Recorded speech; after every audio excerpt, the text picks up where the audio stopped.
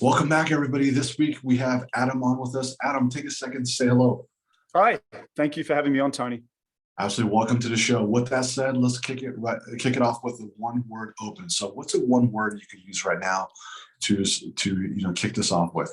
I think grateful would be the one that comes to mind. Grateful to be on this podcast with you, Tony, and just grateful for being surrounded by amazing people, both in my family and my business. That's awesome. Thank you so much. So let's take the next 3 to 5 minutes. Talk about your background. Tell us about your business. Who you help, what your business is all about, and how you help them. Sure. So PlatformOS, for those in the tech space, will probably pick this up in terms of comparing it to Heroku, which is a infrastructure deployment tool, which has been acquired by Salesforce now. But Heroku was DevOps in a box. You need servers on AWS or Google Cloud or Azure or Oracle Cloud. They help sort of manage that spin up, made it very simple. So we're like that.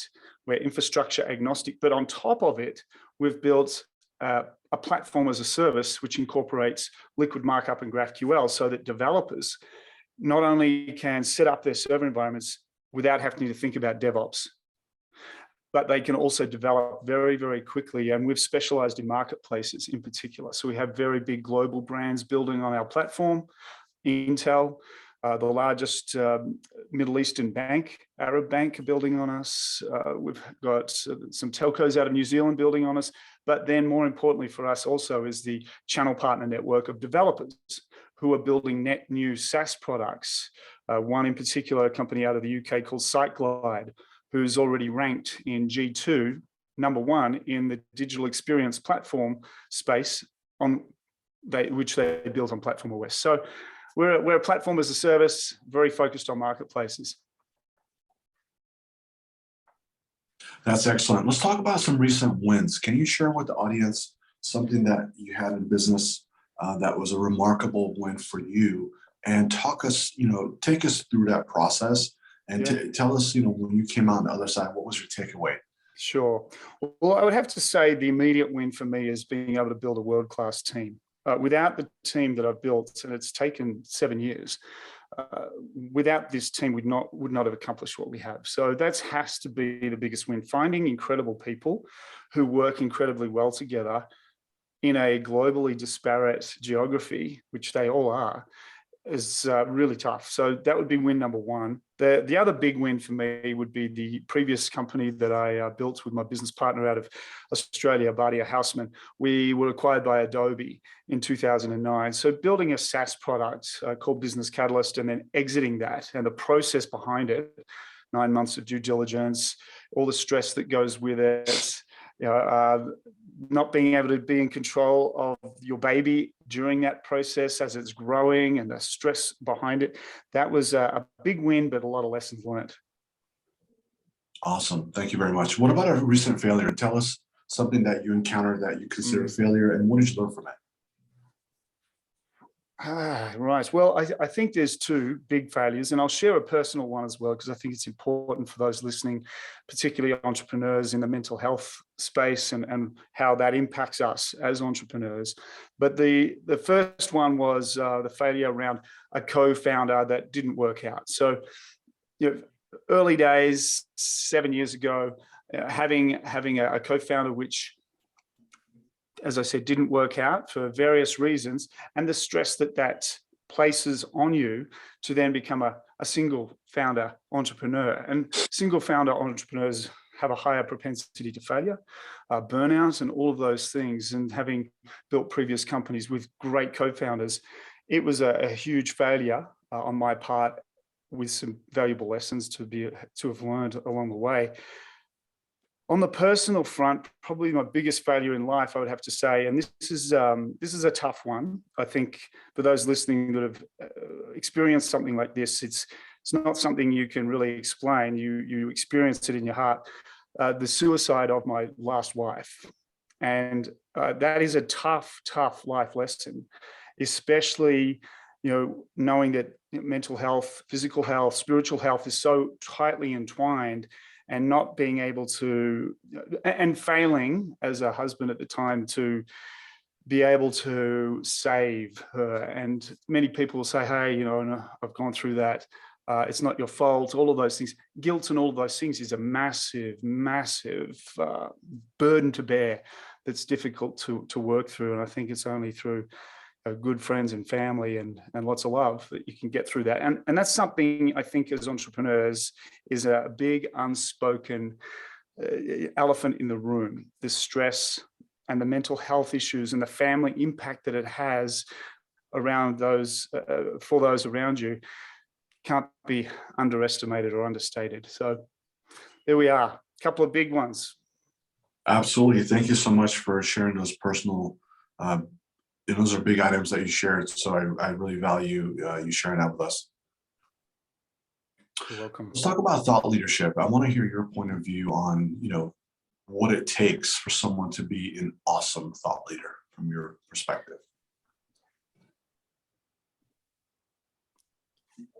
That's a tough one. I have to think about that a lot. So thought leadership, my now new wife is very much in this space, mindfulness, working with high-end catalysts within large organizations. And she's at the tip of the spear when it comes to this. So I do hear some of the things that she talks about in terms of thought leadership. Particularly, she works with very big Fortune 500 companies. For me, I think the thought leadership is more of an action thing. And if the thoughts and words aren't translating into action, then personally, I couldn't care less about your thought leadership, not you personally, but just anybody's opinion on thought leadership.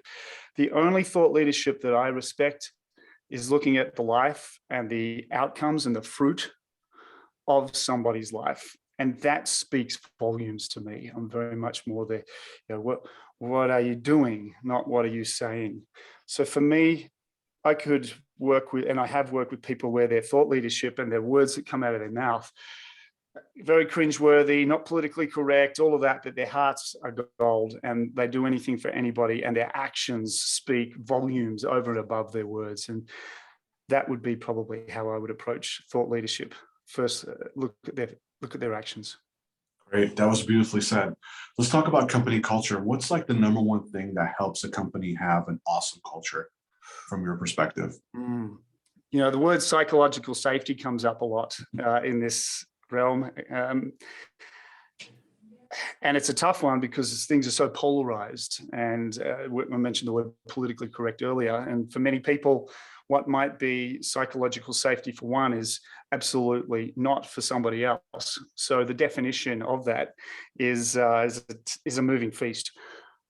I think just having the ability and nurturing within your team, the openness to be able to connect with everybody and particularly senior management, a culture where leadership leads from example and keeping an open door policy where, hey, I'm feeling this about the project that's failing.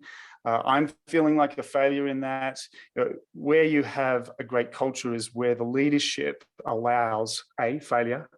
And that doesn't mean you get sacked. It means you've had a very great learning experience with that team member and you nurture them and mentor them to success and loyalty abounds. So the culture of openness and openness on whatever political spectrum people are on or whatever ideological leanings they have, that to me is the most important thing. And of course, you're going to have cliques. You're going to have groups that gravitate to each other.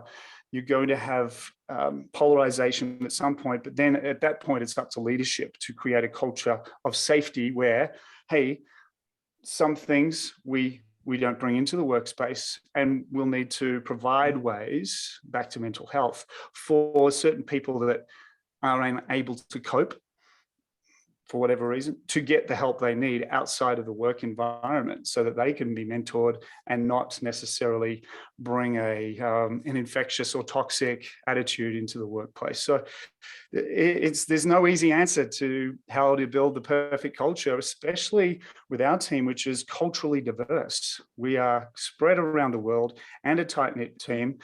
We have post-communist people who've gone through socialism, communism, and had the bread queues in their lives, through to company staff who have Californians who have had the most entitled lifestyle you could imagine, with the weather and the everything, and bringing those together is very interesting to watch. What nuances come up just from a country culture perspective as well, and then working, of course, across religious boundaries with different clients, and then being sensitive to the cultural norms that are normal here, but very offensive, possibly with a Middle Eastern client who you need to be aware of what could offend them. And that cultural awareness as well needs to be part of your team culture. So, they're aware of each other's foibles and apply a little grace to each other, but they're also being mindful of the cultural differences with our clients as well. And I think for our team, that's been learned over quite a few years, and we get better all the time. We're not perfect. We just keep getting better. I appreciate that. That was well put. Adam, let's talk about company expenses. Can you share with the audience your top two company expenses that you're currently encountering today? Yeah, number one would be absolutely our web hosting costs. We're a multi-cloud infrastructure provider, so we spend a lot of money on AWS, Google Cloud, Oracle Cloud, Azure. We're spending money in all those areas. The number two, I don't know if I would put it as an expense, but as an investment, and that would be in our staff. The team, so our marketing costs are very negligible. We use a lot of SEO and word of mouth, but our team costs after our hosting costs, and as I said, they're more of an investment than a cost or an expense to me. Awesome, thank you. And which takes me on to, I would love to hear your customer acquisition model. What's your top method of acquiring new clients? I think you kind of touched on it a second ago. Yeah, actually, yes, good point. So word of mouth definitely has been something that's been great, particularly in the developer community. The developers that find us start building on us. They see the accelerated time to market, better profits, better products at the end of the day. So that's been great. We've also won some awards, the Dev Portal Awards that occurred in November and December just last year. We won 3 of the 4 we were nominated for. We're runner-up in the 4th, up against Twitter and Mercedes-Benz and big names in the dev with the Dev Portal Awards. So that's been great.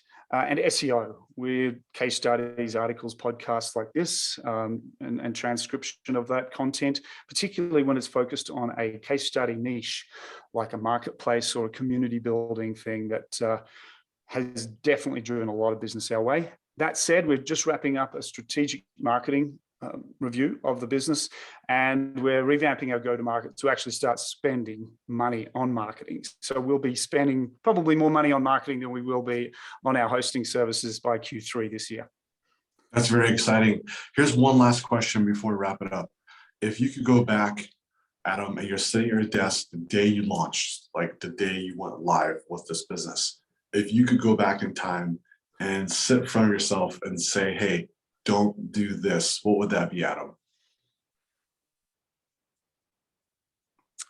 I'm going to try and put a positive spin on this one. Going back to my earlier regret. You can talk about do more of, you can say, hey, Adam, do more, or do more of that as you launch. Okay. Yeah. All right. That's a great way of restating. I would say launch faster.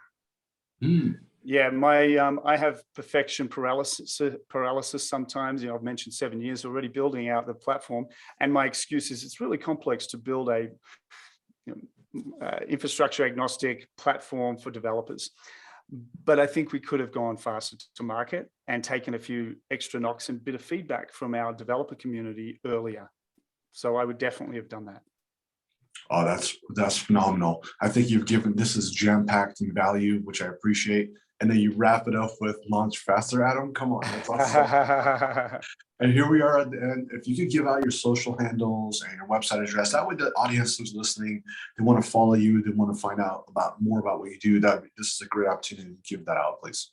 Great. Well, I'd be grateful to get an email or a LinkedIn reach out from anybody. And Adam@platformos.com is my email address. You'll find me on LinkedIn, Broadway, So LinkedIn/IN/A Broadway. And our website is PlatformOS.com. Awesome. Here we are at the very end. Give us the one word close and tell us why you're choosing to sign off with this one word, Adam. Well, the one word, I did have to look it up. Wasn't top of mind. It's a new word for me, but it sums up something that is part of my mantra. The word is sedulous. There you go. Sedulous. SEDULOUS. And what it means is it's a person that never gives up. So if you're sedulous, you're a person that never gives up. So that's my one word. Never Adam, give up. thank you very much. That was awesome stuff. My pleasure, and thanks for having me on.